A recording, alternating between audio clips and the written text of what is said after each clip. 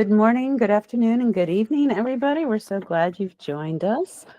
Today, Jason Gillham is going to talk about our V6 concept economics. He is our co-founder, CTO, and COO of Impossible Metals. And we'll go ahead and, if you'd hold your questions until the end, you can go ahead and put them in the chat if you'd like. But we will have a Q&A period when Jason's through his presentation. So, Jason, I will pass the virtual mic to you. Wonderful. Thanks, Holly, and good day, everybody.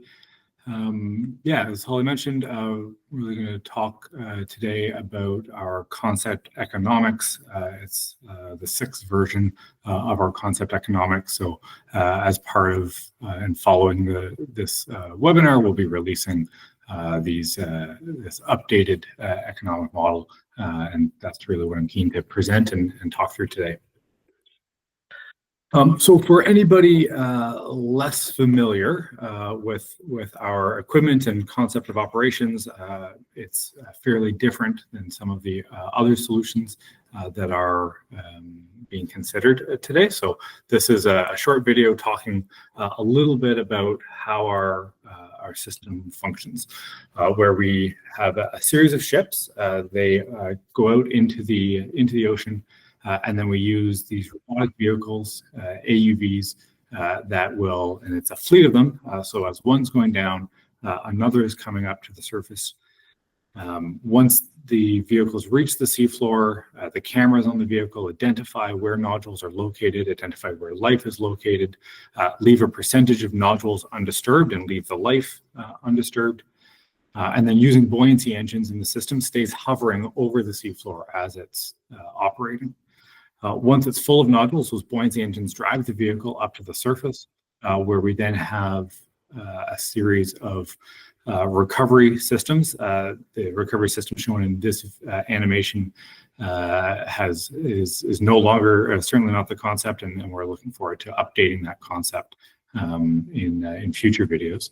But the nodules are offloaded onto the ship. Batteries are swapped, and then that vehicle goes back into service, staying on site. When one ship is full, it returns to port, and it allows us to then continue to operate from the second vessel, so that there is no dedicated mine transport vessel. And as we get into the economics, that's one of the real cost savings that we see with our solution. There's really three key objectives that I want to highlight about this solution. The first is the CapEx implications for our system. We really have aimed for a low CapEx system, and it's also very scalable. So this is where, because we are operating with a fleet of AUVs, it is able to scale from one to the hundreds of vehicles that are operating, rather than having a single system. Really strive to preserve the marine habitat by leaving a percentage of nodules completely undisturbed. That is a key function of the system, and we're able to program what that percentage of nodules that are left undisturbed need to be. So it allows us to not only avoid life, but also ensure that the habitat function is able to be maintained by ensuring that the quantity and distribution of those nodules is left behind. And then we really are focused on it being a reliable parallel system that helps the economics in terms of having substantially low downtime. Because it is a parallel system, if one system goes down, that really has very minimal impact on the overall production and throughput of the overall system. And so we're able to stay up and running. Similarly, by having a number of vehicles that can stay on site, even subsea, it allows us to have a very small weather horizon. So we can have very low downtime, waiting to see what weather will do, and making far more last-minute decisions about moving off of site.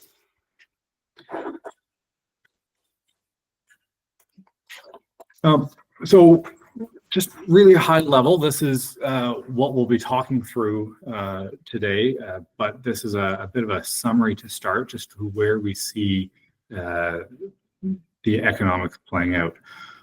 Ultimately, as I think we all have awareness, there is increasing demand for these critical metals, particularly driven by the need for a green energy transition.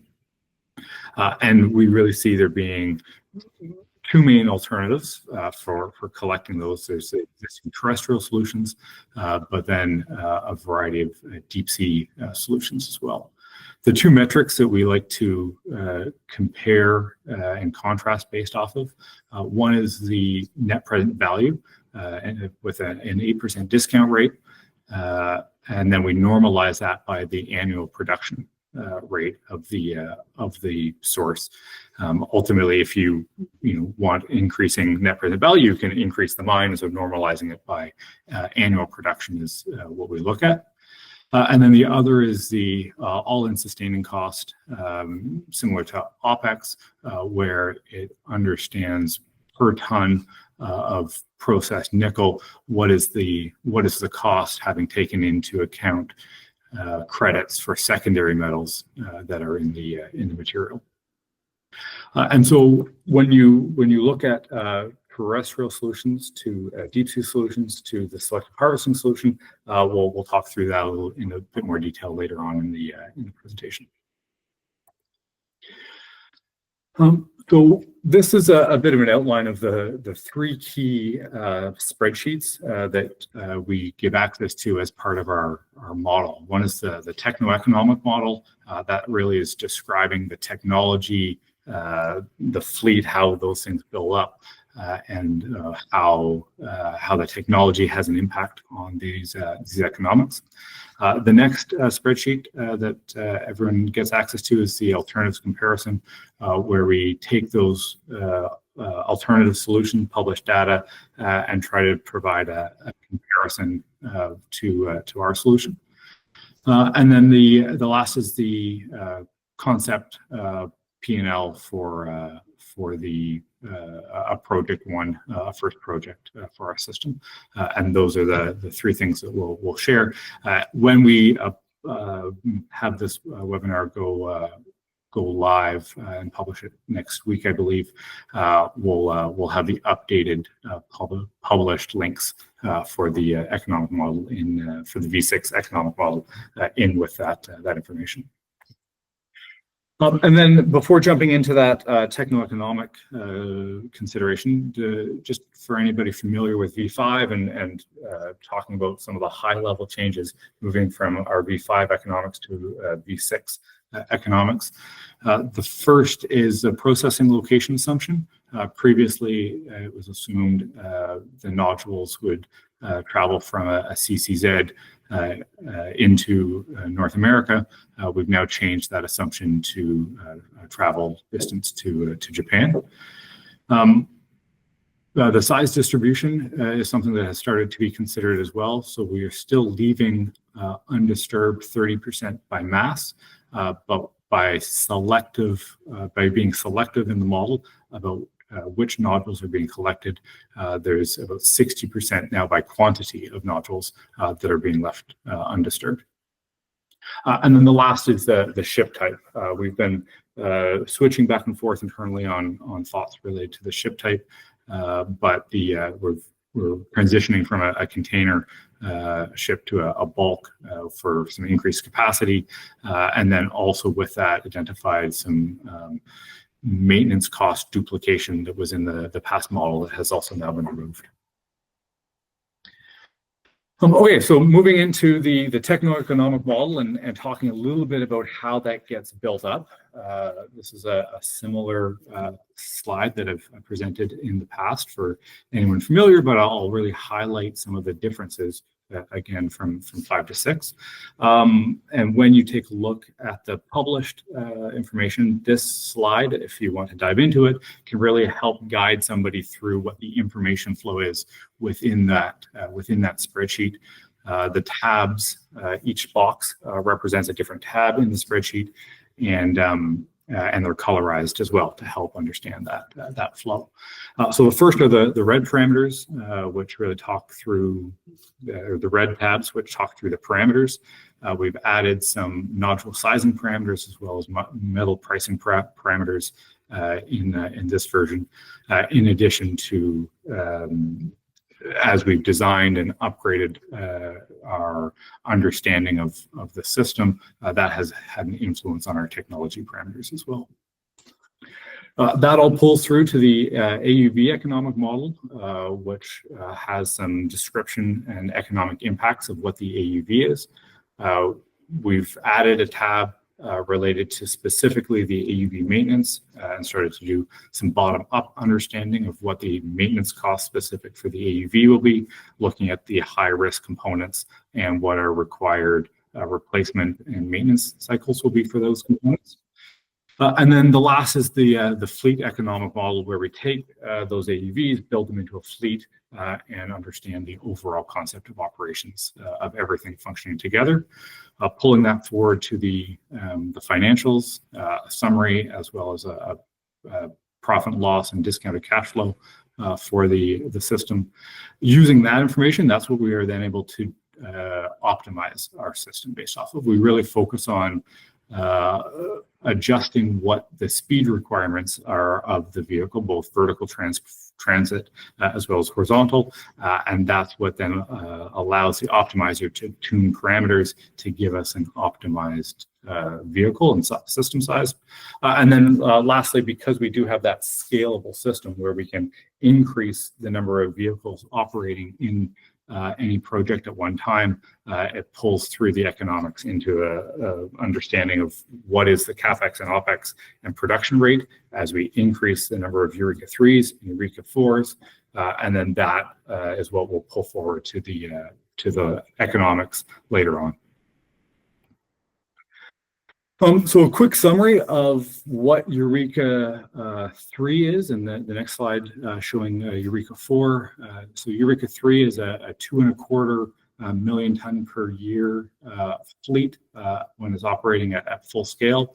It's a 4-ton payload per trip per AUV, with CapEx and OpEx calculated, along with the total cost of the vehicle calculated and broken down.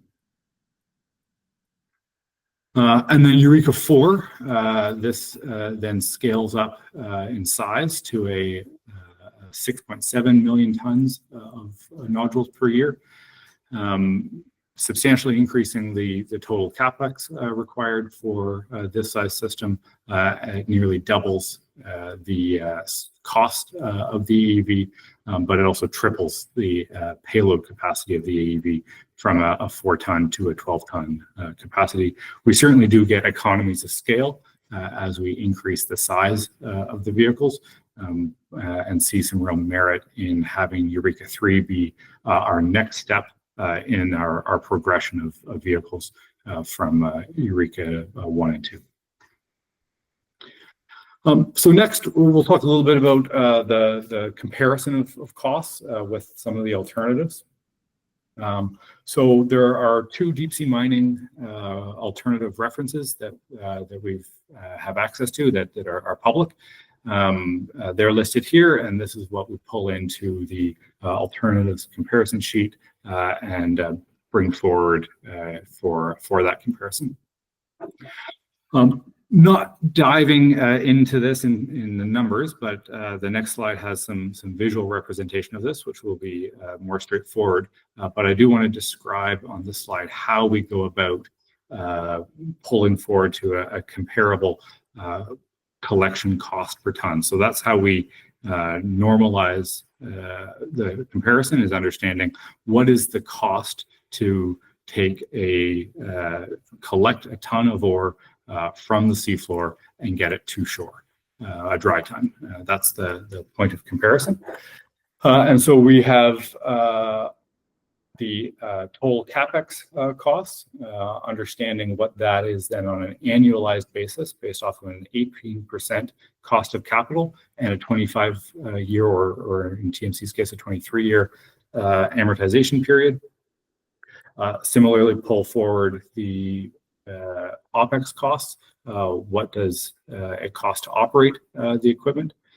Bring that down to a total annualized cost for the system based off of the years of operation, and then normalize that by the annual production rate to get that cost per ton per of nodule. So the left side has that on a total basis, and then normalizes at the end. The section on the right normalizes from the start, and that's what we'll share in the next slide.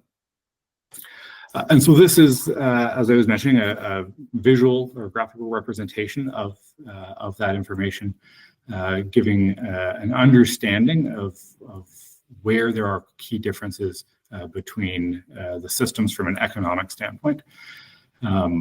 The one key difference is the vessel cost, where the riser-based systems certainly have a more involved surface production vessel. We are able to multi-purpose the transport vessels as the collection vessels themselves, and so there is some substantial savings on a per ton basis there.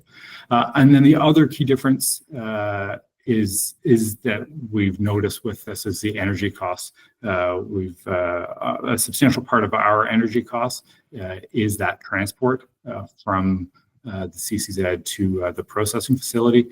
So we want to continue to look at this and understand that a little bit better, and potentially there is some opportunity for optimization further in our system, particularly in that area. And then summarizing some of what was shared at the start around the all-in sustaining cost and net present value.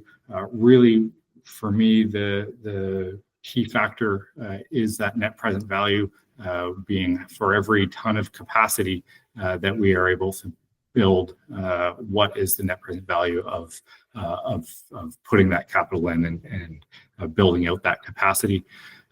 Certainly, we see a key difference moving from terrestrial sources to deep sea mining sources, largely because of the added infrastructure needs that exist with terrestrial sources when those mines are coming online, as well as the very low grades that are available today in terrestrial sources.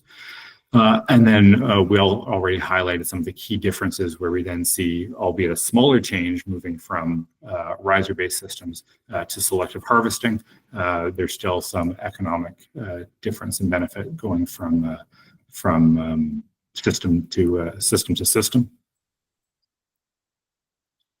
And then the last section is really discussing a representative project. So the first thing to talk through is kind of the key assumptions that we've made for this representative project, as there are certainly a number of different ways from a commercial standpoint that any one project can get up and running. But the first is that we are using a 5-year average, a historical 5-year average for metal prices. The mineral processing or refining costs is assumed to be $230 per ton. It's assumed that there's a tolling relationship at that $230 per ton for the processing of the ore into sellable materials.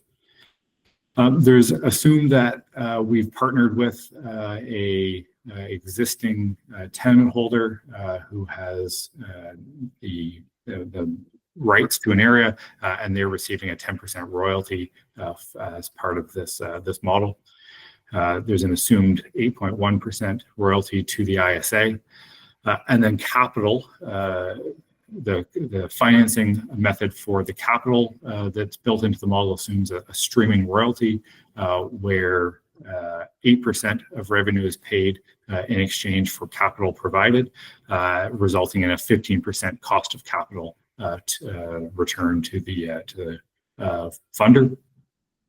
And then we've, as I mentioned up at the top, we're leaving 30% of nodules undisturbed. That's by mass, and a quantity of 60% of nodule by number undisturbed.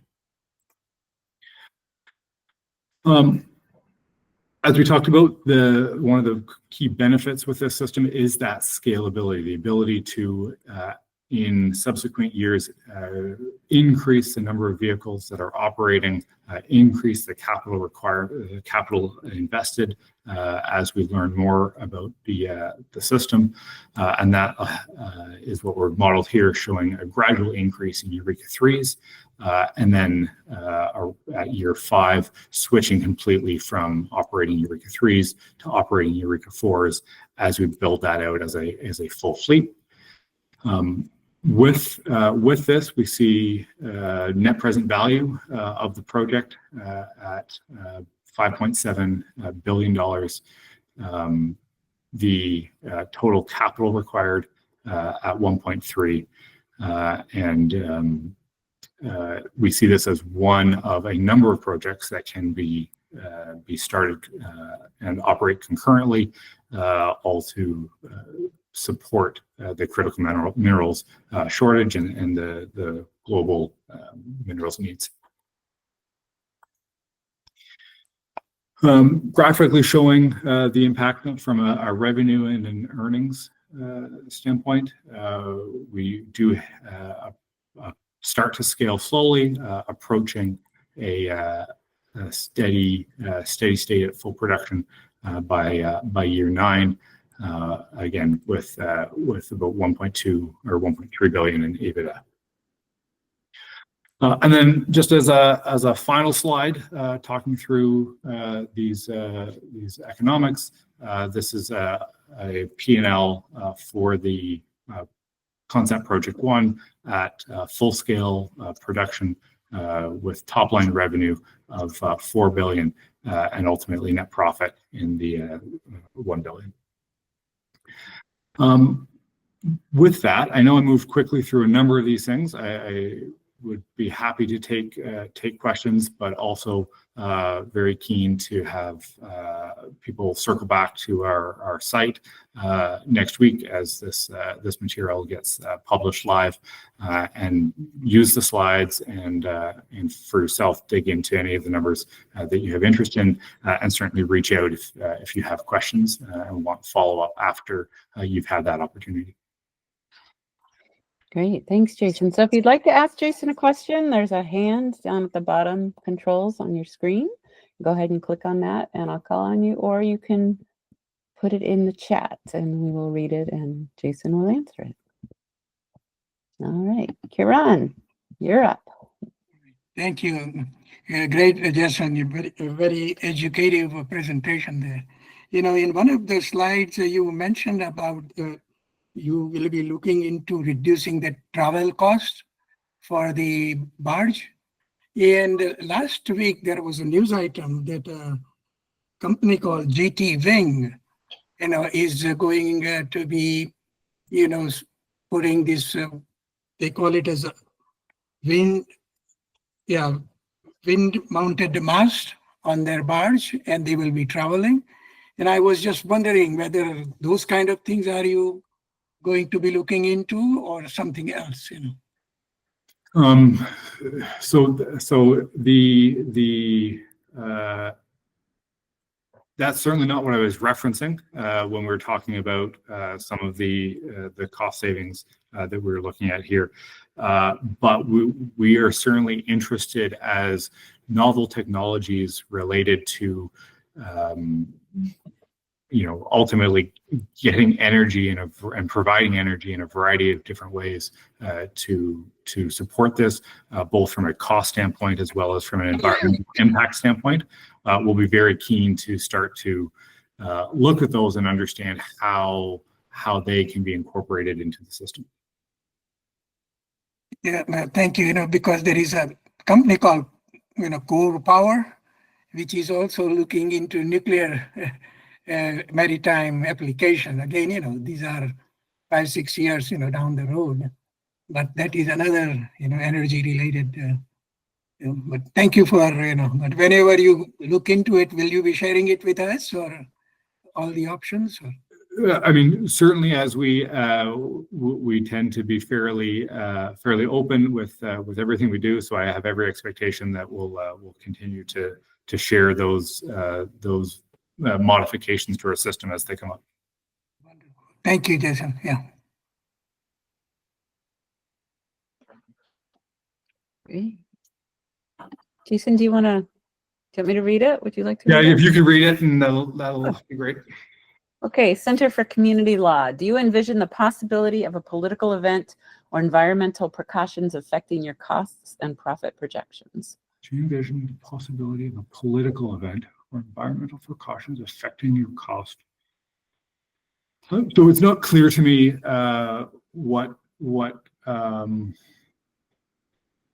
so maybe just we can move on to the next one, but if you're what I'm assuming, and correct me if I'm wrong, when you're saying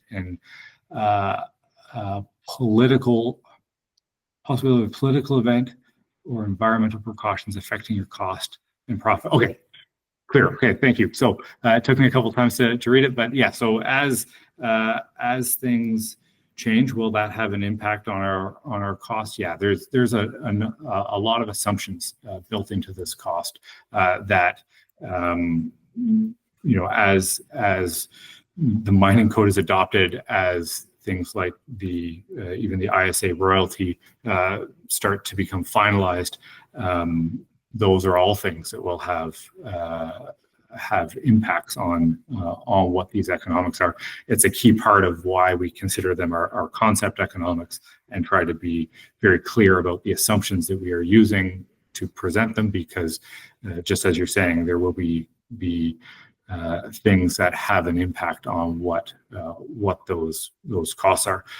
For example, if on the environment, so I gave the political example, but on the environmental side, if it's found that, the right thing for us to do is to leave 50% of the nodules undisturbed, not 30% of the nodules undisturbed, and that's the path that we have to head down. That will have a downward impact on the profitability of the operation, but we're also happy that our system would be able to accommodate that kind of requirement.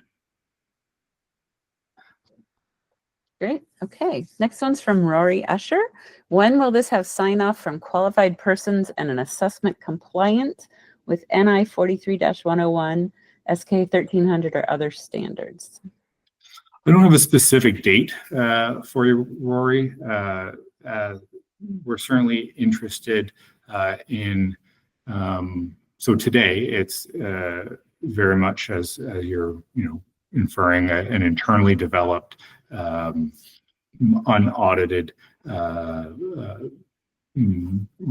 presentation, and so we don't specifically have a resource area either. So the NI 43-101 is I'm less familiar with it, I suspect, than yourself, but may not be applicable, as really this is focused on the technology and the impacts of that technology.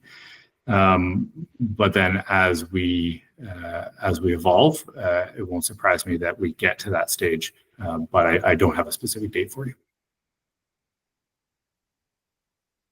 Great.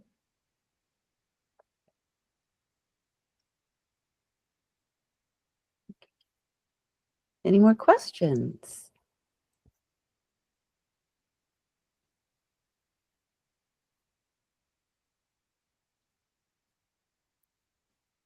All right.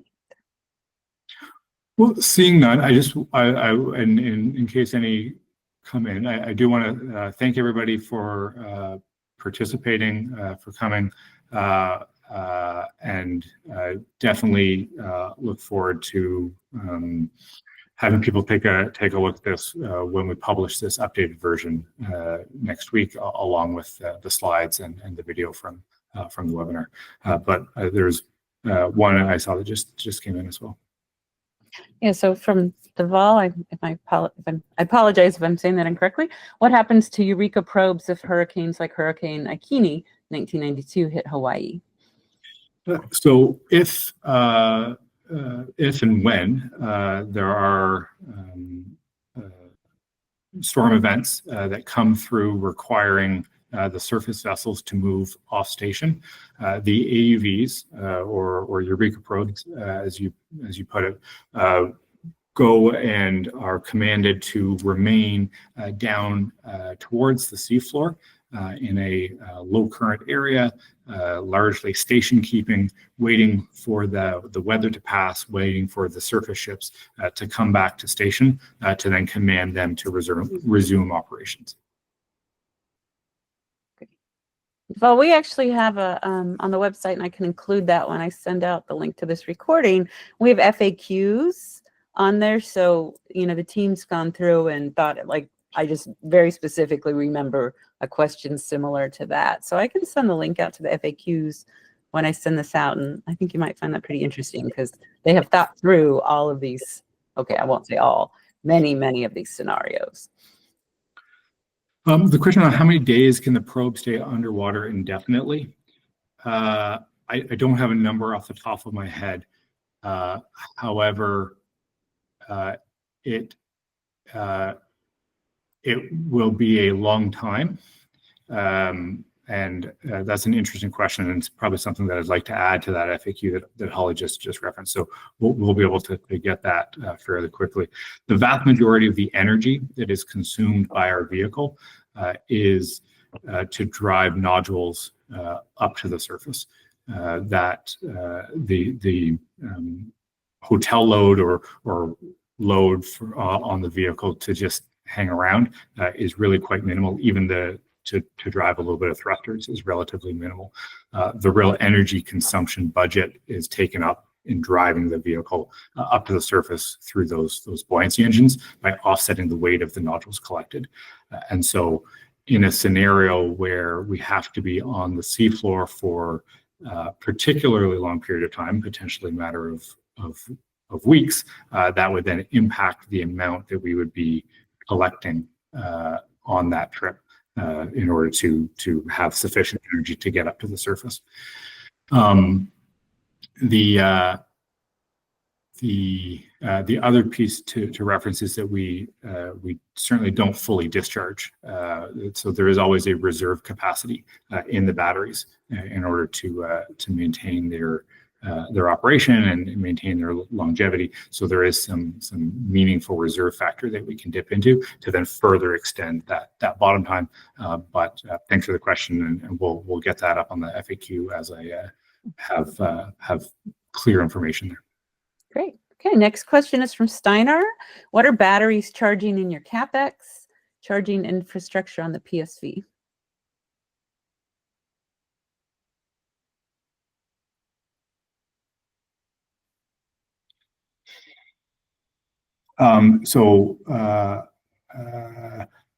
It's not perfectly clear, and Adam, one of my colleagues, Adam's on the call as well, can potentially jump in to answer that more clearly, if that's off the top of your head. Yeah, so I believe the battery charging in the CapEx is the battery packs that we need to have on the deck of the ship, so that when the AUVs come up to the surface, get onto the ship, offloaded, we can swap battery packs. So it's the capital associated with that. And then there's also a factor applied to that to kind of cover charging infrastructure. Thanks, Adam. Great. Okay, next one's from Deval. Can the AUV handle attacks from marine animals?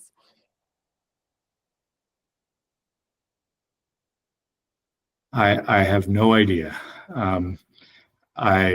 I have every expectation that if the right-sized marine animal felt that attacking the AUV was the thing to do, that the marine animal would beat the AUV. And I also suspect that a small enough marine animal, if it chose to have a fight with the AUV, it would also not win. But I don't have any more details than that. Great. All right, we'll jump to Kiran and then we'll go to Rory's question. So Kiran.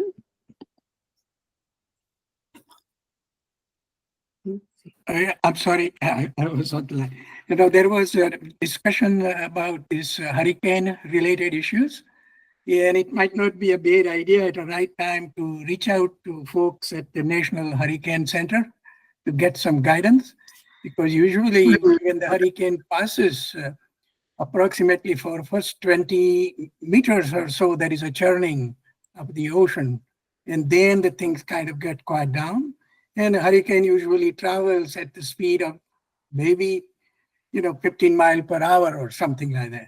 And you can get that way some idea that, hey, you don't have to be there for 3 days or something. But getting some data from the past large hurricanes from the National Hurricane Center, you will get some, bounding numbers, about this depth as well as the duration through which you have to worry about, Or at least I pass on that little tidbit. Thanks for listening. Yeah. Yeah, thanks, Sharon. We'll certainly continue to leverage the various resources for information that exist to help guide our operations. Great. All right, question from Rory. At the ISA site event, you mentioned a 3-hour transit time from seafloor to surface and back. How does this marry up with your proposed daily trips for Eureka 3 of 9 trips a day under your model? Yeah, thanks. Good question. As I think I mentioned, the focus of the optimization stage of our system is to adjust things like vehicle speed, both horizontal travel as well as vertical travel, in order to optimize the system. And so in the V5 version that will have been at that shared there, it wouldn't surprise me that we were doing the 3-hour or 8 trips a day in the model, and this has further optimized based off of the adjusted parameters to a 9 trip. That wouldn't surprise me.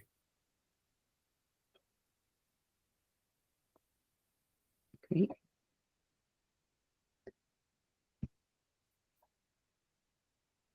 All right. Any more questions? Now's your opportunity.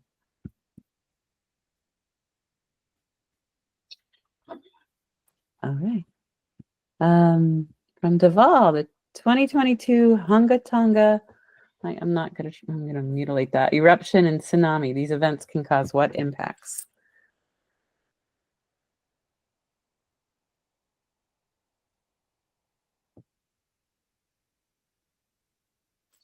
I'm not sure of what impacts a tsunami would have in the area that we are operating. It's inevitably there will be some. So I'll speak a little bit more generically about what happens with different atypical weather events, both at the surface as well as at the seafloor. And so, well, a tsunami is a maybe wouldn't be classified as a weather event. So apologize if that was misspeaking. But as there are either eddies or other forms of currents and disruptions to the standard flow of water at the seafloor, the vehicle's thrusters and positioning systems understand that when we'll feel that impact on the vehicle, and then adjust accordingly to exert a bit more or a bit less thrust in order to maintain its planned trajectory. And then similarly, we talked a little bit about at the surface and even through the water column, different currents can have impacts on the vehicle, much like planes coming into an airport, and they need to adjust and account for those disturbances.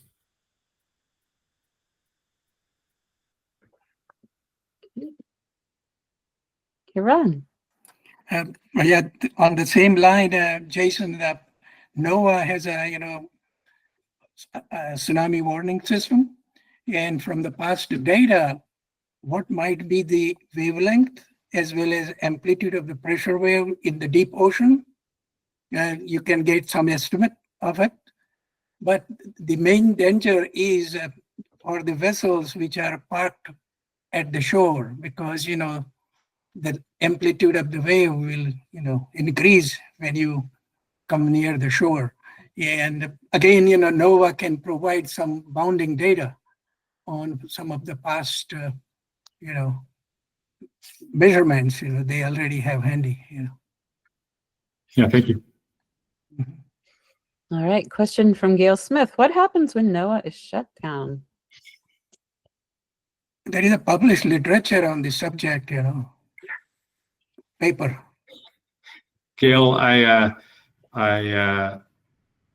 am Canadian, and so I will probably stay away from your question, but I appreciate it. All right, Rory, again, just to circle back on transit times. Not sure which V5 you're referring to here. At the ISA, you showed proposed numbers for versions 3 and 4. V3 expected to make 9 trips a day, and V4 7.1 trips a day. Clear from some of the questions that environmental aspects, hurricanes, etc., could be an issue, which, assuming your 3-hour time, leaves no case in case of V3 or little in case of V4 wiggle room. Thoughts? Okay, so there's 2 numbering schemes that we've started to use, and it probably would have been really helpful for me to clarify that at the top. So Eureka 3 and 4 are the vehicles. Versions are versions of the economic model that incorporate both Eureka 3 and Eureka 4. So the versions that we're talking about from 5 to 6 here is not versions of the vehicle, but specifically versions of the economic model. And so then talking about, so I think that largely addresses the first part of the question, because what we're saying is yes, as we've optimized Eureka 3 and Eureka 4 in V6 of the economic model, there are some adjustments to the travel time, and that's certainly expected. So questions around slack in the system in order to accommodate weather events. That's how I really read this next question in terms of wiggle room, right, or slack in the system. Yeah, the system as modeled is showing a full continuous production.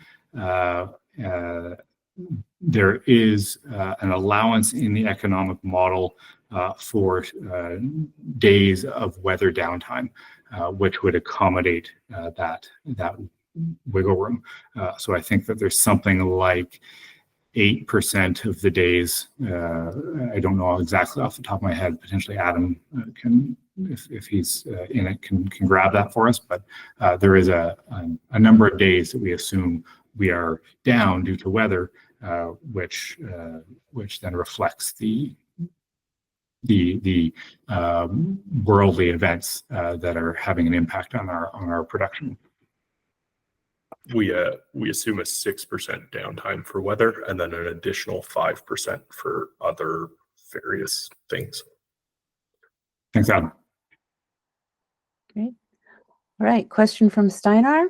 Are your PSVs positioned with a DP system?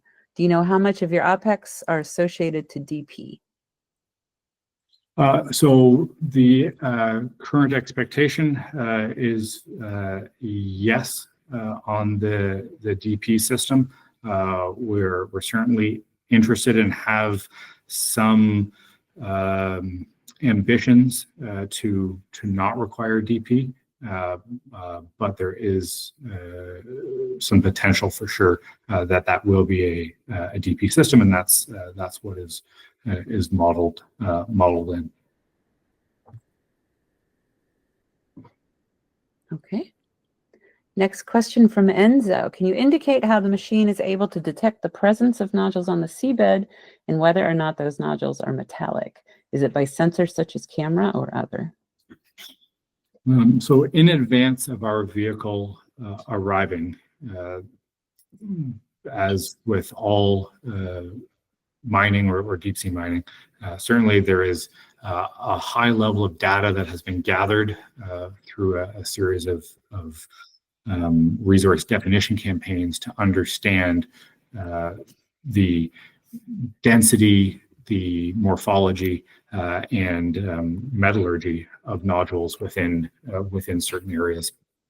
And so before we arrive, there is some strong understanding of the metallurgy of those nodules, as well. To my understanding, any nodules that have been located, it's been determined that the metallurgy is relatively consistent within a given area. So there's no need for us to understand differences between metallurgy from one type of nodule to another. We have the a priori data that gives us some understanding, and we are currently assuming that we would have consistent metallurgy amongst everything that we're collecting. And so what's happening is the cameras are simply visually identifying where nodules are located, and we are assuming that that those nodules are all of consistent metallurgy, or at least an average metallurgy that is built into the economics. Great questions.